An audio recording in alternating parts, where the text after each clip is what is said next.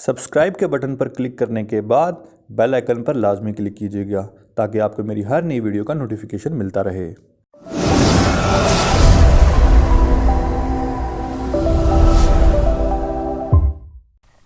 अस्सलाम वालेकुम। उम्मीद है आप सब ठीक ठाक होंगे, आप अपनी लाइफ को एंजॉय कर रहे होंगे। तो आज हम देखेंगे पाकिस्तान स्टेट ऑयल को। उसको हम टेक्निकली देखेंगे कि इसकी इस वक्त करंट पोजीशन क्या है, क्या स्टेटस है, ये किस पोजीशन पे इस वक्त मौजूद है। और फिर हम ये देखेंगे कि अगर इसमें टेक्निकल के अतबार से इस शेयर में अगर बाइंग करनी हो तो बाइंग किस प्राइस पे करनी चाहिए, और इसका टारगेट जो पहला टारगेट है जो कि इसकी रेजिस्टेंस होगी वो क्या बनती है। तो अगर आप देखें, आपके सामने चार्ट खुला हुआ है और ये जो दो ब्लू लाइंस ड्रा की हुई हैं मैंने, जो आपके सामने नज़र आ रही हैं, ये वाली और एक ये वाली, ये एक ब्रॉडनिंग फॉर्मेशन का पैटर्न बन रहा है और जो इसकी प्राइस है वो इस पैटर्न के अंदर मूव कर रही है। नॉर्मली ये जो ब्रॉडनिंग फॉर्मेशन है ये बीरिश फॉर्मेशन होता है, यानी कि इसमें अमूमन जो प्राइस है ओवरऑल नीचे की तरफ मूव करती है। मोस्ट ऑफ द टाइम ऐसे ही होता है, जो स्टैट्स हैं वो ये कहते हैं, लेकिन ज़रूरी नहीं है। बहर कैफ ये तो आने वाला वक्त बताएगा कि क्या ये डाउनवर्ड की तरफ मूव करता जाएगा या अपवर्ड जो है मूवमेंट जो यानी अप ट्रेंड जो है वो क्रिएट करेगा इसकी ट्रेंड लाइन को ब्रेक करके। अगर हम अभी देखें तो आपको नज़र आ रहा होगा, ये मैंने जूम इन भी किया है, कि ये इस वक्त इसकी जो ट्रेंड लाइन थी, ब्रॉडनिंग फॉर्मेशन की जो ट्रेंड लाइन है, ये इसके करीब जो है वो क्लोज हुआ है। और ये जो रेड लाइन है ये इसकी इमीडिएट रेजिस्टेंस भी है जो कि ड्रा की हुई है मैंने।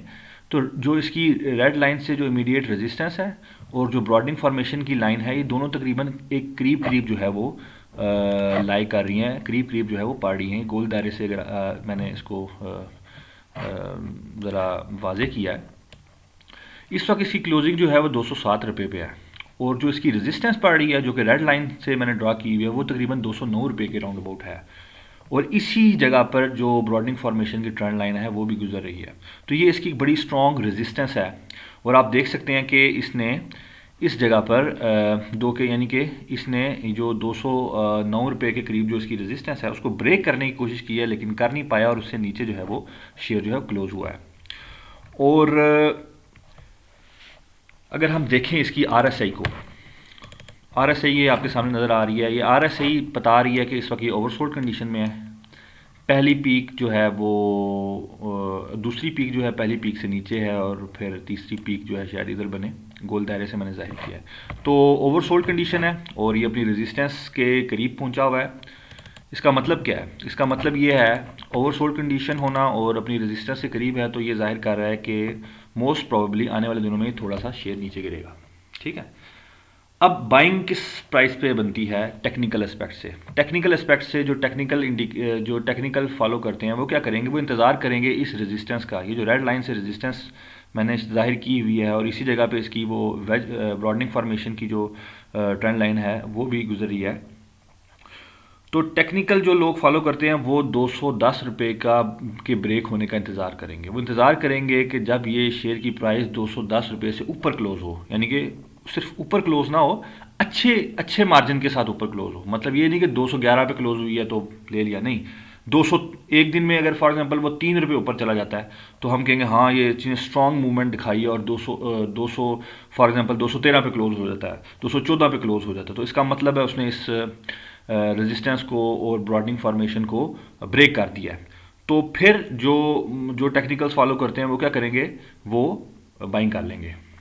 तो टेक्निकल फॉलो करने वाले क्या करेंगे, 210 रुपये के ब्रेक होने का इंतज़ार करेंगे, अच्छे मार्जिन से जब ब्रेक होगा तो वो इसमें बाइंग कर लेंगे। और इसकी जो उसके बाद जो रेजिस्टेंस पड़ती है वो तकरीबन 240 रुपये पर पड़ती है।